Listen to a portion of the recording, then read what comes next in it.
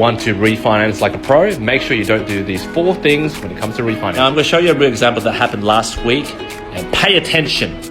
These 4 refinance tips will save you heaps of money. And again, no financial advice. And for those first home buyer noobs out there, what is a refinance?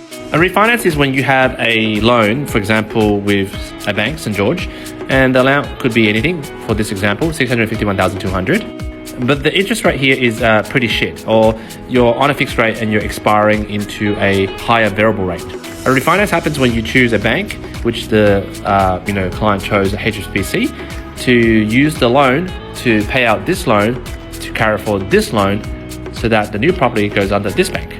And that is a refinance in a nutshell.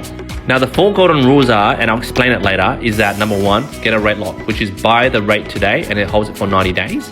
Number 2 is if you're refinancing, send the discharge form early because the bank you're trying to refinance out of will sabotage the deal and drag it out.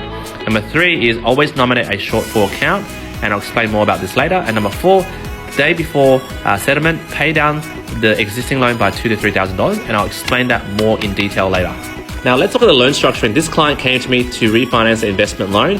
Their property is worth $950K and their existing loan is $651,200. They want to refinance to HSBC because HSBC is giving $3,288 and the 2-year fixed rate is 4.47 interest only for 5 years.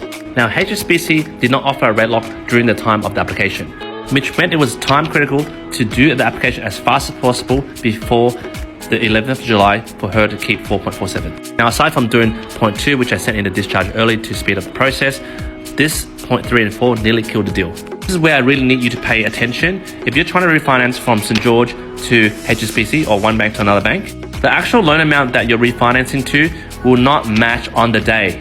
There will always be a shortfall, which means the bank that she was with, the existing loan was $651,200, but on settlement day, they were like, oh, well, there's an extra $2,000 of costs. Now, HSBC will be WTF, we only have $651,200 on the day. Now, imagine you didn't know point 3 and 4, and settlement was booked on 11th of July, and you didn't have a shortfall of $2,000 in the shortfall account, or you didn't pay down the loan by $2,000. So the loan was $649,200 plus their fees that would match the current bank taking over the loan. Or not this setup because I applied the 4 principles I just gave you. And if you're confused by this, imagine a client because English is not her first language, and luckily I'm bilingual. 喂，係你個 settlement settle 咗啦，你個 refinance。太好啦！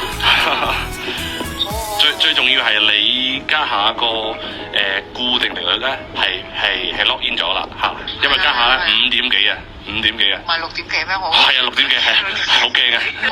唔該晒你，唔該。